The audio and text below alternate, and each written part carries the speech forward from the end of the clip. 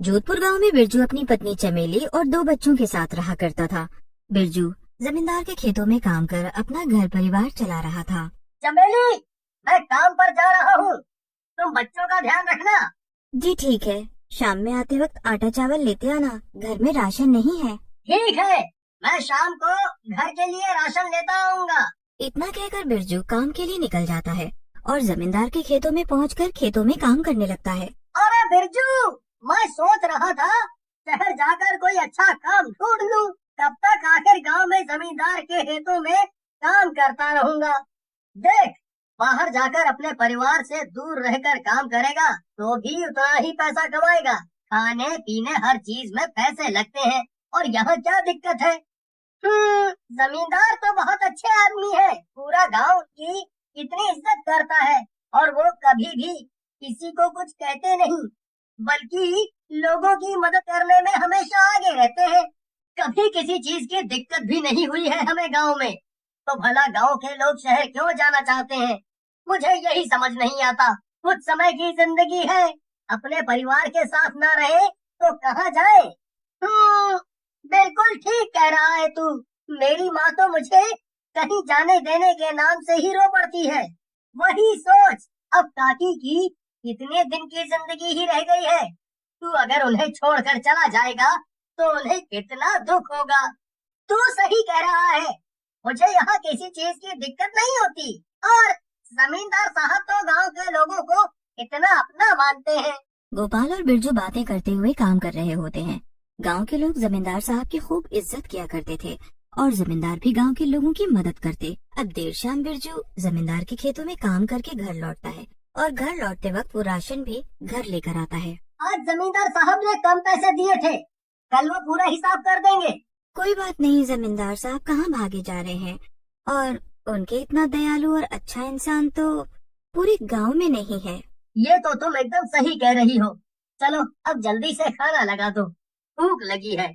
इतना कहकर बिरजू हाथ मुंह धोने चला जाता है। हर रोज की तरह बिरजू जमींदार के खेतों में काम करता और जमींदार भी अपने खेतों में काम करने के लिए गांव वालों को अनाज या पैसे दे दिया करता। ऐसे ही समय बीत रहा था। एक रोज शाम के वक्त जब बिरजू खेतों से काम करके लौटता है तो वो जमींदार के घर के बाहर से जमींदार को आवाज देता है, अरे ओ बिरजू, जरा अंदर तो आ। अब बिरजू जमींदार की पत्नी चंद्रकला के कहने पर जब घर के अंदर जाता है तो वो देखता है जमींदार साहब की पत्नी, उनका नौकर रामू और नंदू सभी वहाँ मौजूद हैं। रामू, वो जिससे कि इसने चंद्रकला के गहने चोरी किए हैं। बिरजू, तूने मालकिन के गहने क्यों चुराए? तुझे मैंने सिर्फ पानी लेने के लिए दोपहर में अंदर भेजा था। इसका मतलब ये नहीं था कि तेरी नीयत इतनी खराब हो जाए कि तू मालकिन के गहने चुरा ले जाए। अरे इन गरीबों को सर पर आपने ही चढ़ाया है, क्या जरूरत थी इन्हें घर के अंदर आने देने की। अरे नौकर हैं, नौकर की तरह नहीं रखोगे तो सर पर ही बैठेंगे ये। नहीं नहीं मालिक, मैंने कोई चोरी नहीं की है। चाहे तो आप मेरी तलाशी ले लीजिए, मेरे घर की तलाशी ले लीजिए। तुझे मैं अच्छा आदमी समझता रहा, लेकिन तूने मेरे घर में चोरी करके अच्छा नहीं किया। इसकी सजा तुझे जरूर मिलेगी। गरीब आदमी हूँ लेकिन चोरी नहीं करता, ईमानदारी से खाना जानता हूँ। अगर चोरी करनी होती तो मैं काम ही क्यों करता, वो भी 8 से 10 घंटे। बिरजू पर जमींदार के घर में उसकी पत्नी चंद्रकला के गहने चोरी के आरोप लगाए जाते हैं। इस बात पर काफी देर तक बहस चल रही होती है। तभी वहाँ अपने दोनों बच्चों के साथ चमेली आती है। वो अपने पति को ढूंढते हुए जमींदार के घर आई थी। जब वो घर में शोर शराबा सुनती है तो अंदर जाती है। अरे अरे मालिक, ये क्या कर रहे हैं आप? मत मारिए इन्हें, इन्होंने आखिर क्या किया है ऐसा? छोड़ दीजिए इन्हें। तुम यहाँ बच्चों के साथ क्यों आई हो? जाओ जाओ यहाँ से, मैं घर आकर सब बताता हूँ। रामू, घर का दरवाजा बंद कर दे। और अब इस बिरजू के साथ इसकी पत्नी को भी मारा जाए, तब जाकर ये लोग सच कबूल कर देंगे। चमेली के बच्चे भी डरकर रोने चिल्लाने लगते हैं। तभी जमींदार अपने आदमियों से कहता है, हमारे घर के तहखाने में जो कमरा है उसमें इस परिवार को कैद कर दिया जाए। भूखे प्यासे 10-15 दिन में मर जाएंगे।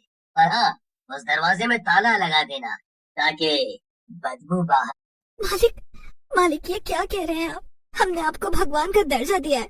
आप तो कभी किसी के साथ गलत नहीं करते, फिर आज आपको क्या हुआ है?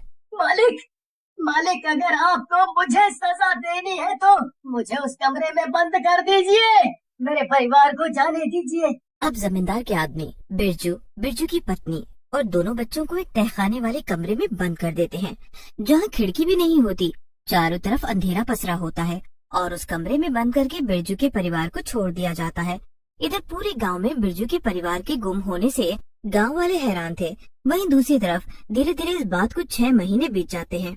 आज हमारा बेटा शहर से आने वाला है।